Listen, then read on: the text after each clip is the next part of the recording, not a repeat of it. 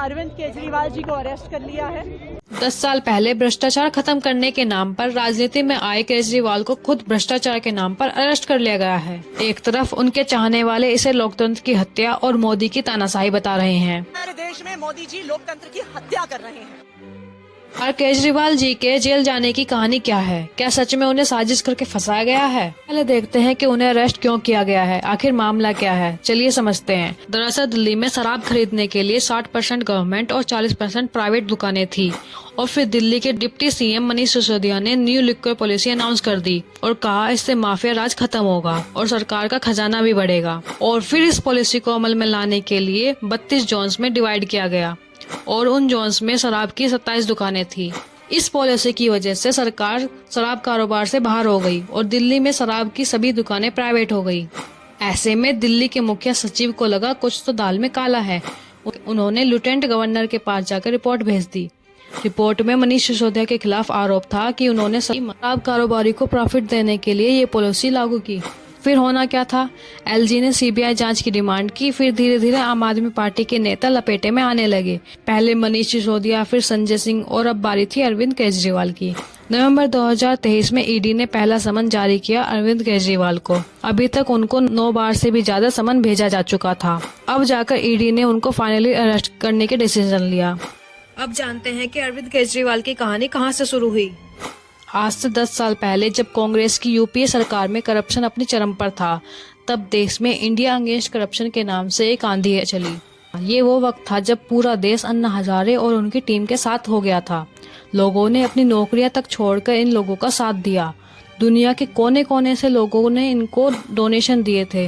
वो वक्त था जब केजरीवाल जी कहते थे कि हमारा राजनीति में जाने का कोई इरादा नहीं है, हम तो बस इस सिस्टम को सुधारने आए हैं।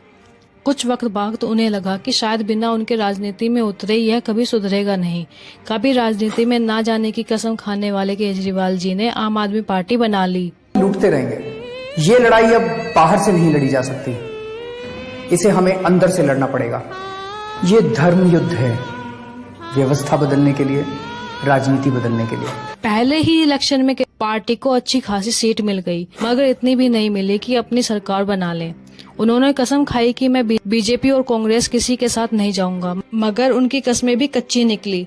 जिस कांग्रेस के करप्शन के विरोध करके वो पॉलिटिक्स में आए थे, उसी कांग्रेस के कंधे पर सवार होकर वो सत्ता की दहलीज तक पहुंच गए। लोगों को लगा कि भारतीय पॉलिटिक्स को उसका मसीहा मिल गया है। उसी आम आदमी पार्टी की हालत बिगड़ती जा रही है। एक दशक पहले भ्रष्ट नेताओं को जेल पहुंचाने का सपना देखने वाले आज खुद जेल जाकर अपने ही वो सपना पूरा कर रहे हैं। तीसरा प्रश्न ये उठता है कि ये जीतने के बाद भ्रष्ट हो गए तो क्या करोगे? 2024 आते आते कैसे आम आदमी पार्टी करप्शन के केस में फंसने लगी। सिसोदिया से लेकर संजय सिंह तक, सत्येंद्र जैन से लेकर खुद केजरीवाल तक आम आदमी पार्टी के सारे नेता जेल जा चुके हैं। अब आइए समझते हैं कि आखिर शराब घोटाले का मामला क्या है। कैसे आम आदमी पार्टी 2013 से 2024 आते आते अपने रास्ते से भटक गई। 2024 आते आते ईमानदारी के नाम पर सत्ता में आई आम आदमी पार्टी सरकार के एक के बाद एक मंत्री जेल जाने लगे। इल्जाम लगता रहा कि केजरीवाल सरकार ने 2022 में ऐसी शराब नीति बनाई जिससे दिल्ली सरकार को हजारों करोड़ का घाटा हुआ। दिल्ली सरकार की पुरानी शराब नीति को बदलकर ऐसी पॉलिसी बनाई गई जिसमें शराब माफिया वालों को 138 करोड़ की लाइसेंस फीस माफ कर दी गई, जिसके बदले पार्टी ने उनसे 100 करोड़ लिए। इसी कांड में 26 फरवरी 2023 को सबसे पहले दिल्ली के डिप्टी सीएम मनीष सिसोदिया को गिरफ्तार किया जाता है। उन पर नई शराब पॉलिसी को ड्राफ्ट करने और सबूत मिटाने का आरोप लगते हैं। गिरफ्तारी के बाद से वह 1 साल से जेल में है। कल को अगर मनीष सिसोदिया चोरी करेंगे तो मनीष सिसोदिया केजरीवाल का कुछ नहीं लगता, उसको जेल जाना पड़ेगा। अक्टूबर 2023 को ईडी ने आम आदमी पार्टी के सांसद संजय सिंह को भी गिरफ्तार किया।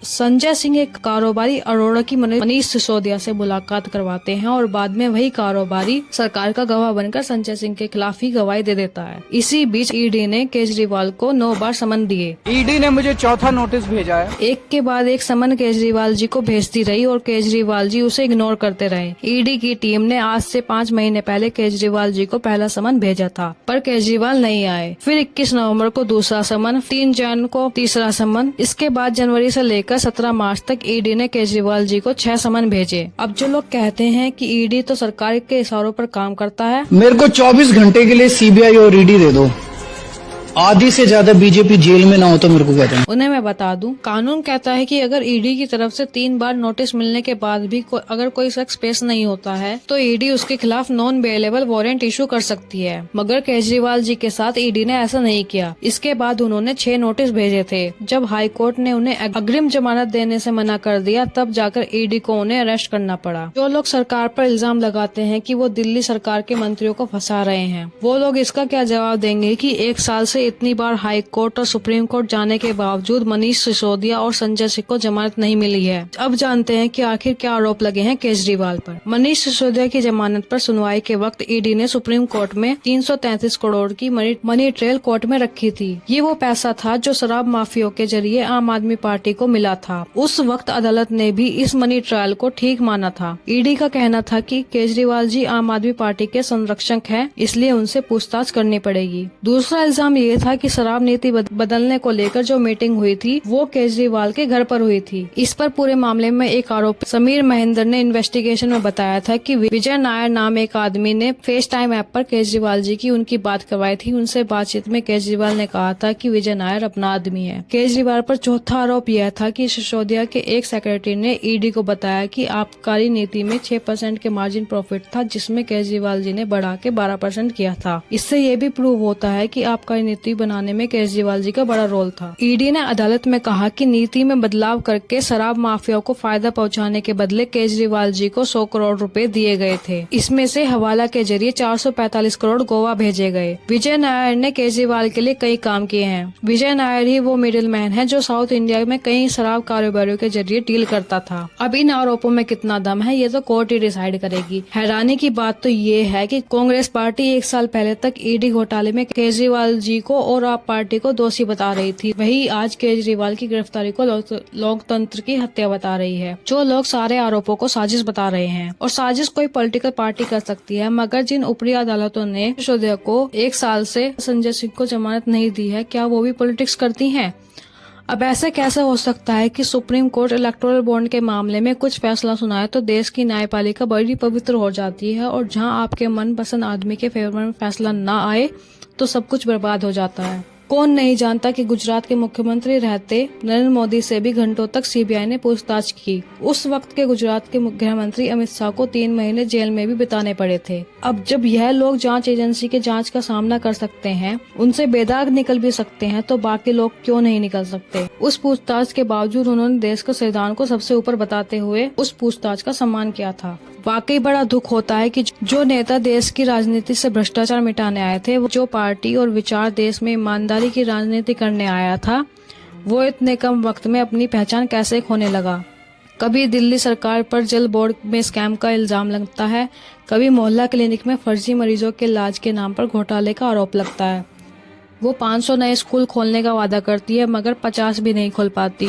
वो सरकारी स्कूलों के कायाकल्प का दावा करती है, मगर उसके 1000 सरकारी स्कूलों में से 800 स्कूलों में प्रिंसिपल की पद खाली रह जाते हैं। जो जब पंजाब में सत्ता में नहीं होते तो पंजाब सरकार पर पराली का धुआं न रोक पाने का इल्जाम लगाती है, मगर सत्ता में आने के बाद वो इस पर खामोश हो जाती है। वो स्वास्थ्य सेवाएं बेहतर करने का दावा करते हैं, मगर वो सरकारी अस्पतालों में सिर्फ 6 नई सीटी मशीनें लगवा पाती हैं। ये कुछ आंकड़े हैं जो इस नई तरह की पॉलिटिक्स को लेकर लोगों को मायूस करते हैं। बाकी शराब घोटाले में कौन दोषी है कौन नहीं, यह तो वक्त ही बताएगा। होप आपको वीडियो पसंद आ रही होंगी और आपका विजन क्लियर हो रहा होगा। इसी तरह के मुद्दों को समझने के लिए चैनल को सब्सक्राइब कर लें और बेल आइकन को ऑन कर लें। Thanks for watching. जो इस कुर्सी के ऊपर बैठता है वही गड़बड़ हो जाता है। तो कहीं ऐसा तो नहीं कि इस आंदोलन से जब विकल्प निकलेगा और वो लोग जब कुर्सी पे जाके बैठेंगे, कहीं वो ना भ्रष्ट हो जाएं, कहीं वो ना गड़बड़ करने लगें। बहुत दुख हुआ